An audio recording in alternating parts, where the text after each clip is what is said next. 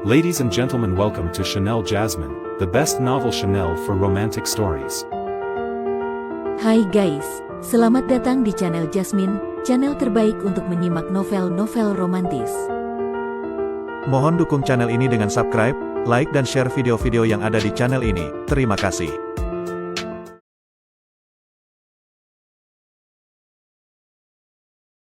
Kaisar Agung Seni Bela Diri Bab 951.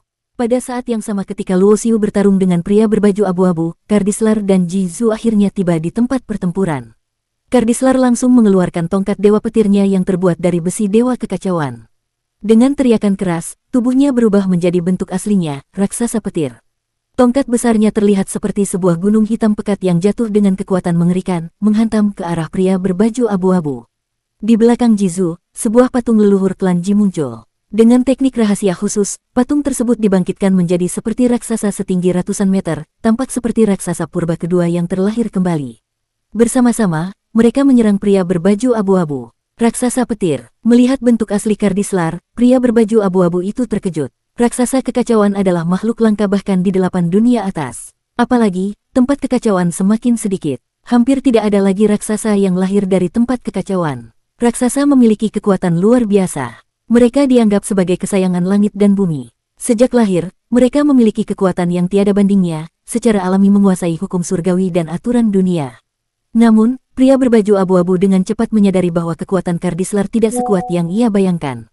Tanda petir di antara alis Kardislar terlihat redup dan tidak bersinar. Dari awal hingga sekarang, Kardislar hanya menggunakan kekuatan fisiknya, tanpa sedikit pun kekuatan hukum petir. Ini membuat pria berbaju abu-abu menyadari bahwa Kardislar mungkin mengalami suatu kondisi khusus yang membuat kekuatannya tidak dapat sepenuhnya dikeluarkan. Sedangkan patung leluhur klan Ji yang digunakan Ji Zhu, meskipun mengandung sedikit kekuatan kehendak leluhur, paling-paling hanya dapat melepaskan kekuatan setara dengan kaisar dewa tingkat menengah. Jadi, dia sama sekali tidak merasa terancam. Zeng, di tengah getaran ruang angkasa, sebuah cahaya pedang merah darah yang tajam menusuk ke arahnya seperti tombak. Itu adalah dewa tombak pembunuh dewa yang dilakukan Luo Xiu menggunakan pedang pembajak langit, kali ini lebih kuat dari sebelumnya. Pria berbaju abu-abu tetap tenang. Dari dahinya muncul sebuah perisai yang segera menghadang serangan tersebut. Terdengar suara dentuman keras, gelombang energi besar menyebar ke segala arah. Pria berbaju abu-abu itu mundur dengan tenang tanpa mengalami cedera. Namun, serangan Luo Xiu tidak berhenti di situ. Di saat pria berbaju abu-abu mundur, sungai waktu yang telah disiapkan Luo Xiu akhirnya muncul. Sebuah sungai besar yang mengalir tanpa henti melayang di langit. Pria berbaju abu-abu merasakan gerakannya melambat. Meskipun pengaruhnya tidak terlalu besar, itu membuatnya menghadapi serangan Kardislar dan Ji Zhu dengan lebih sulit daripada sebelumnya. Luo Xiu mengerutkan alisnya. Pria berbaju abu-abu ini terlalu kuat. Jika dia adalah kaisar dewa puncak biasa, sungai waktu miliknya seharusnya bisa membuatnya membeku seketika. Namun, pria ini hanya sedikit terpengaruh, dan itu tidak cukup untuk menghentikannya.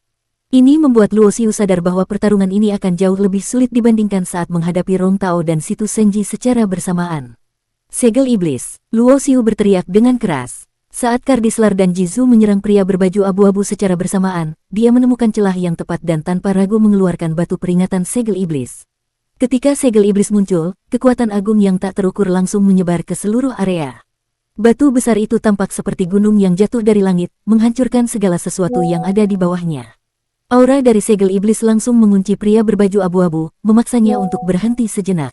Kardislar dan Ji Zhu segera mundur setelah merasakan tekanan yang mengerikan tersebut. Namun, pria berbaju abu-abu terperangkap di tempatnya. Tubuhnya seolah-olah terpaku di tanah, tidak bisa bergerak sama sekali. Apa ini? Harta apa ini? Pria berbaju abu-abu menjadi pucat. Bahkan jika Luo Xiu mengeluarkan artefak tingkat 8 atau bahkan 9, dia tidak akan terlalu peduli.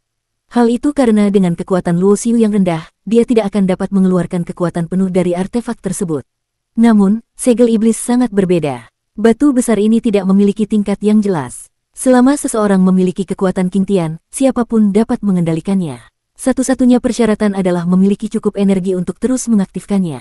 Boom, boom, boom. Segel iblis mulai turun di atas kepala pria berbaju abu-abu. Dalam sekejap, Luo Xiu merasakan sebagian besar kekuatannya terkuras. Dia tahu bahwa ini adalah kelemahan terbesar dari segel iblis. Meskipun ini adalah kartu truf yang sangat kuat, konsumsinya terlalu besar.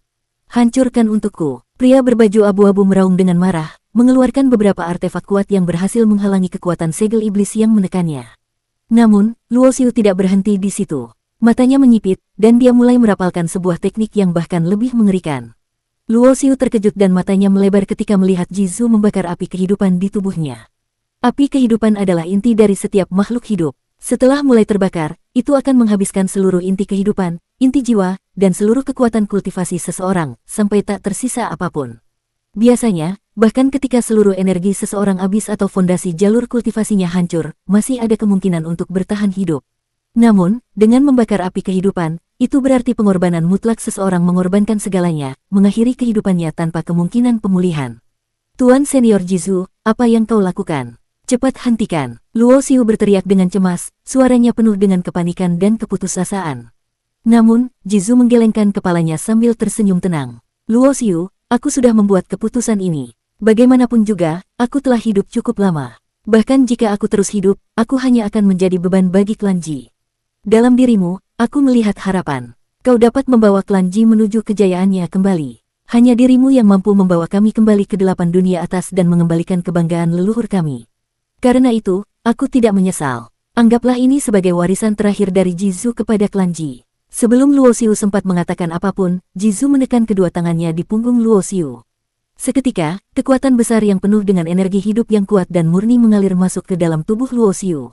Kekuatan ini tidak hanya mengisi kembali energi Luo Xiu yang hampir habis, tetapi juga membuatnya merasakan gelombang kekuatan besar yang membanjiri setiap sel tubuhnya. Namun, Luo Xiu tahu bahwa kekuatan ini tidak datang tanpa harga. Jizu mengorbankan hidupnya sepenuhnya untuk mentransfer kekuatan ini ke dalam tubuhnya. Tidak, ini tidak mungkin. Di kejauhan, pria berbaju abu-abu melihat adegan ini dengan ekspresi sangat ketakutan. Dia menyadari bahwa Jizu memilih untuk mengorbankan dirinya sepenuhnya demi Luo Xiu. Tidak ada yang lebih menakutkan daripada seseorang yang mengorbankan dirinya sepenuhnya demi tujuan tertentu.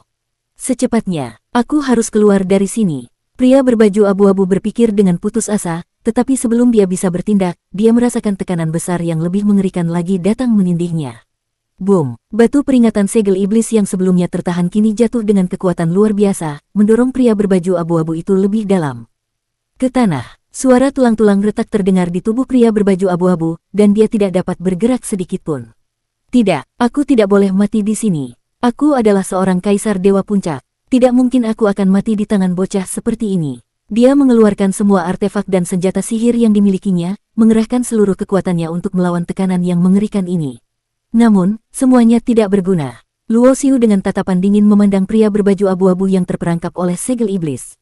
Tubuhnya yang sebelumnya terlihat kurus dan lemah kini kembali penuh dengan kekuatan. Karena kau tidak memberikan aku kesempatan untuk hidup, mengapa aku harus memberi kesempatan padamu? Suara Luo Xiu sangat dingin. Dengan kekuatan besar yang mengalir di tubuhnya berkat pengorbanan Jizu, Luo Xiu mendorong segel iblis dengan seluruh kekuatannya. Tidak, pria berbaju abu-abu berteriak. Namun, segel itu telah turun sepenuhnya, menghancurkan setiap perlawanannya dan menimbun tubuhnya ke dalam jurang kegelapan yang tanpa akhir. Seketika, suara dan keberadaannya menghilang, sepenuhnya dimusnahkan. Luo Xiu jatuh berlutut, tubuhnya gemetar. Bukan karena kelelahan, melainkan karena emosi yang meluap-luap. Dia baru saja menyaksikan seorang kaisar Dewa Puncak dihabisi sepenuhnya oleh kekuatan yang diberikan padanya oleh Jizu yang mengorbankan dirinya. Tidak, Tuan Jizu, mengapa kau melakukan ini? Luo Xiu berbisik lirih, suaranya penuh dengan kesedihan dan penyesalan. Dia tahu bahwa hidup Jizu telah berakhir. Luo Xiu, suara samar terdengar di benaknya. Itu adalah sisa-sisa suara Jizu yang disampaikan melalui kekuatan api kehidupan. Lindungi klan Ji, bawa mereka kembali ke 8 dunia atas. Jangan sia-siakan kesempatan ini. Dan dengan itu, suara itu benar-benar menghilang. Meninggalkan Luo Xiu yang berdiri sendirian di medan pertempuran yang sunyi. Bersambung.